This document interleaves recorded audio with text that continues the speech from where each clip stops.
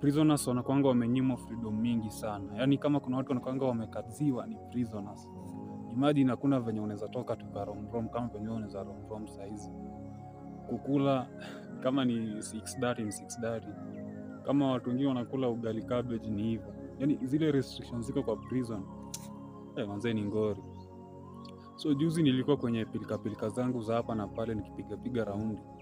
Kidogo hivi lori fulani ya prisoners ikanipita. Nadhani ni zile roli za prisoners. Tuseme prisoners wakitoka kufanya kazi pahali, tuseme kwa shamba ya serikali, huwa wanasafirishwa na lori ama buses. Sasa ni kama walikuwa wamesafirishwa na lori. So walikuwa wamekaa juu ya hiyo lori, wengine wamekaa paka juu.